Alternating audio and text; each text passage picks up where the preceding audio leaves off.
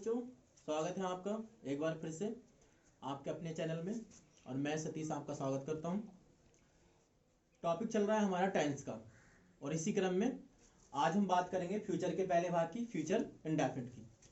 पिछली वीडियो में हम आपको प्रेजेंट के चारों भाग पढ़ा चुके हैं और पास्ट के चारों भाग पढ़ा चुके हैं। जो नए बच्चे हमसे जुड़े हैं वो हमारे पिछली वीडियो को देखकर टेंस सीख सकते हैं। जो प्रेजेंट के चारों भाग कराए हैं और पास्ट के चारों भाग कराए हैं उनको स्टडी कर सकते हैं। आज हम करेंगे फ्यूचर के पहले भाग की बात, फ्यूचर इंडेफिनिट टेंस। जैसे कि मैंने आपको पहले ही बताया कि हर टेंस की क्या होती है, अपनी अलग पहचान होती है, कुछ रूल्स होते हैं, तो डिस्कस कर लेते हैं। बहुत इजी टेंस आपको एकदम समझ में आ जाएगा। पहचान इस टेंस की होती है जिन वाक्यों के अंत में गा गी गे आदि शब्द आ जाए तो समझ जाना वो वाक्य कौन से टेंस का होगा, फ्यूचर इंडेफिनिट का। ठीक है, रूल्स की बात कर लेते हैं, नियमों की बात कर लेते हैं। तो यहाँ पे क्या होगा, मुख्य क्रिया की जो मेन वर्ब है उसकी फर्स्ट फॉर्म का प्रयोग होगा। यानी फ्यूचर इंडेफिनिट क्या होता है, मुख्य क्रिया की फर्स्ट फॉर्म का प्रयोग होता है। दूसरा नियम, सहायक क्रिया यानी हेल्पिंग वर्ब। दो हेल्पिंग वर्ब, दो सहायक क्रिया इस टेंस में यूज होती हैं, बिल और सेल। बिल और सेल। अब बिल कब आती है और सेल कब आती है? तो सेल का प्रयोग करते हैं हम कर्ता आई तथा वी के साथ। अगर सब्जेक्ट आपका आई या वी है तो आप सेल लगाएंगे, और आई बी के अलावा कोई और करता है, अन्य सब्जेक्ट है, तो हम क्या लाएंगे, बिल। ठीक है ना। तो दो हेल्पिंग वर्ब होती है, विल और सेल। सेल का प्रयोग करेंगे आप आई और बी के साथ, और आई बी के अलावा और जितने भी सब्जेक्ट है, जितने भी करता है, उन सभी के साथ आप क्या लाएंगे, बिल। ठीक है। अब एक इसमें नोट भी है, एक स्पेशल नियम भी है। वो क्या है कि वैसे तो हम फ्यूचर में कर्ता आई और बी के साथ सहायक क्रिया सेल लगाएंगे, लेकिन अगर किसी वाक्य में पक्का इरादा, मजबूरी, दृढ़ता या बाध्यता प्रकट हो जाए तो ऐसे वाक्य में फिर सहायक क्रिया बदल जाती है। क्या लगेंगी फिर कर्ता आई और बी के साथ सहायक क्रिया लाएंगे आप बिल, और अन्य सभी कर्ताओं के साथ लगाएंगे सेल। ठीक है ना।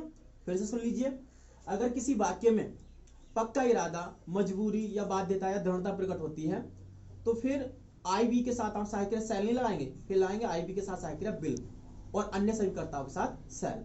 अब वो पक्का इरादा कैसे प्रकट होगा, मजबूरी कैसे प्रकट होगी, वो सब आपको जब मैं अभी एग्जाम्पल कराऊंगा तो आपको समझ में आ जाएगा। ठीक है ना। चलिए एग्जाम्पल करते हैं। ये कुछ एग्जाम्पल लिखे हैं मैंने। पहले तो आप ये देखिए कि सारे के सारे एग्जाम्पल में इस फ्यूचर इंडेफिनिट की पहचान फिट हो रही है कि नहीं हो रही है। देखिए यह राम कल पत्र लिखेगा, ये गा आ गया, ये गे आ गया, गा गे, सभी में लास्ट में क्या आ रहा है, गागी गे आ रहा है। तो इसका मतलब ये सारे के सारे वाक्य जो है वो फ्यूचर इंडेफिनिट के हैं। अब ट्रांसलेशन कर लेते हैं। यह राम कल एक पत्र लिखेगा, तो यहाँ पे हमारा सब्जेक्ट क्या है, राम है। ठीक है। अब राम के साथ सहायक क्रिया क्या आएगी, बिल, क्योंकि सेल तो केवल हमें आई और बी के साथ लगाना है।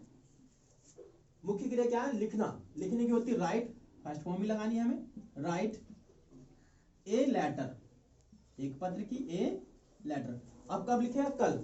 कल दो होते हैं बच्चों, एक होता है आने वाला कल और एक होता है बीता हुआ कल। तो ये तो आने वाला कल है, फ्यूचर की बात है। फ्यूचर का मतलब ही क्या होता है, भविष्य काल होता है। तो आने वाले कल के लिए कहलाते हैं टुमारो, और बीते हुए कल के लिए आते हैं यस्टरडे। तो यहाँ पे हम टुमारो लगाएंगे।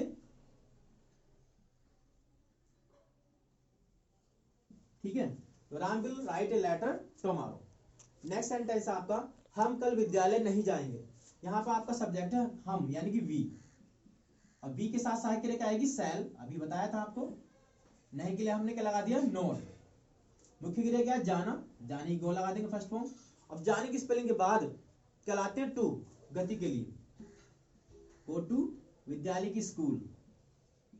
कब नहीं जाएंगे, कल, कल की फिर से वही लगा देंगे टुमारो। ठीक है। नेक्स्ट सेंटेंस है, हम यह कार्य, सॉरी मैं यह कार्य करूंगा। तो यहां पे सब्जेक्ट क्या, आई। तो आई के साथ भी क्या आएगी, सहायक क्रिया सेल आएगी। मुख्य क्रिया क्या, करना, करने की होती है डू। अब क्या करूंगा, यह कार्य, this work, this work, I shall do this work. ठीक है। बहुत इजी टेंस है, एकदम समझ में आ जाएगा आपको। अब यही सेंटेंस मैंने कुछ चेंज करके लिख दिया, मैं यह कार्य अवश्य करूंगा। देखिए ये था मैं यह कार्य करूंगा, और ये क्या है, मैं यह कार्य अवश्य करूंगा। तो इस सेंटेंस में क्या आ गया, पक्का इरादा आ गया। क्या आ गया, पक्का इरादा। तो अब यहाँ पे आई के साथ सेल नहीं आएगा, अब क्या आएगा, आई के साथ बिल। सहायक क्रिया चेंज हो जाएगी, बदल जाएगी। तो आई विल बाकी सेम रहेगा sentence, I will do this work, क्योंकि इस वाक्य में क्या आ गया, पक्का इरादा प्रकट हो गया, तो इसलिए अब आई के साथ सहायक क्रिया शैल नहीं आएगी, आएगी विल आएगी। क्या आज वर्षा होगी?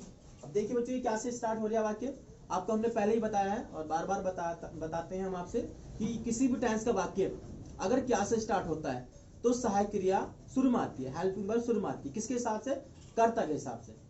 तो बच्चों देखो ये वाक्य है वर्षा वाला, और वर्षा वाले वाक्यों में हम अपनी तरफ से कर्ता कहलाते हैं इट, ठीक है ना। तो क्या के लिए शुरू में सहायक क्रिया क्या आ जाएगी, विल, और अपनी तरफ से आपने कर्ता लगा दिया इट, ठीक है।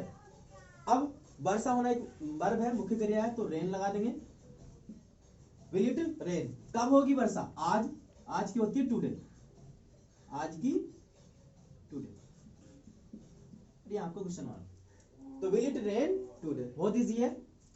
3 सेंटेंस और समझ लीजिए। तुम्हें गुरुजी का कहना मानना होगा, तुम्हें गुरुजी का कहना मानना होगा। तो देखिए ये ऐसी वाक्य नहीं है, इसमें क्या प्रकट हो रहा है, मजबूरी। तुम्हें गुरुजी का कहना मानना होगा। एक बात ये होता है कि तुम गुरुजी का कहना मानोगे, और ये क्या मानना होगा, इसका मतलब यहाँ पे बाध्यता प्रकट हो रही है। तो यहाँ पे हमारा सब्जेक्ट क्या है, तुम्हें यू है, यू के साथ सहायक क्रिया विल आती है, लेकिन अब क्या आएगी शैल, क्योंकि इसमें क्या हो रही है, बाध्यता प्रकट हो रही है।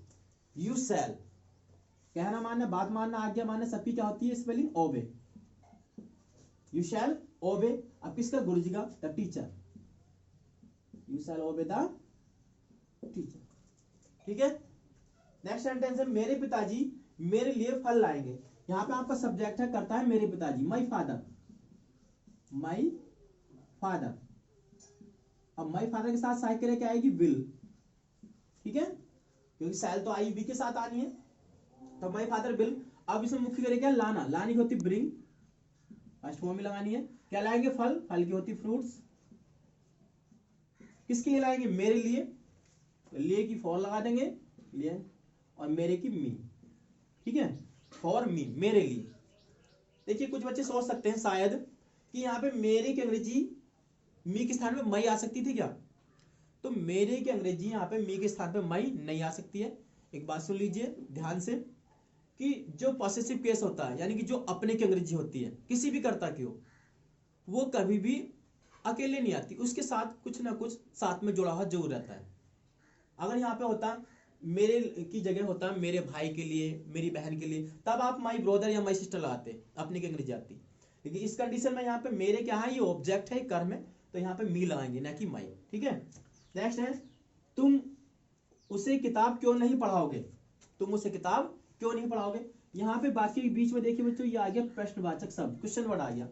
तो ये भी मैंने आपको बात बता रखी है, हर एक टेंस का नियम है, किसी भी टेंस के वाक्य में अगर वाक्य के बीच में कोई क्वेश्चन वर्ड आता है, प्रश्नवाचक शब्द आता है, तो सबसे पहले उसकी अंग्रेजी शुरू में लिखी जाती है और साथ में लगती है उसके सहायक क्रिया, वो भी कर्ता के अनुसार।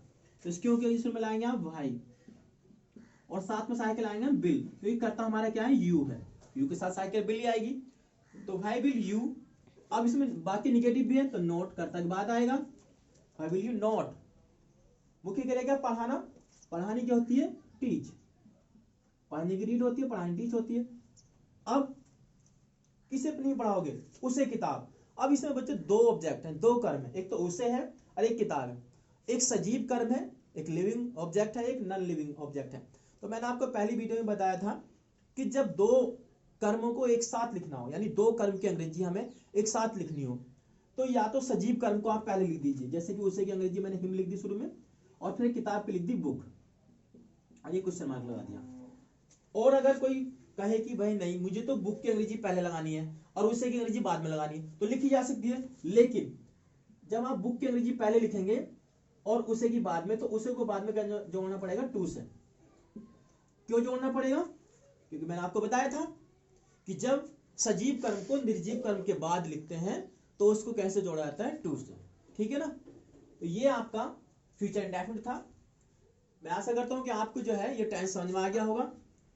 और जो बच्चे नए जुड़े हैं सुन लीजिए फिर दोबारा, जो नए बच्चे जुड़े हैं वो पिछले दो टेंस जो हमने करा दिए, प्रेजेंट का चारों भाग करा दिया और पास्ट के चारों भाग करा दिए, तो आप पिछली वीडियो में जाके उस टेंस को सीख सकते हैं। और अगर भाई वीडियो आपको अच्छा लगा हो तो वीडियो को लाइक कीजिए और हमारे चैनल को सब्सक्राइब कीजिए। ठीक है।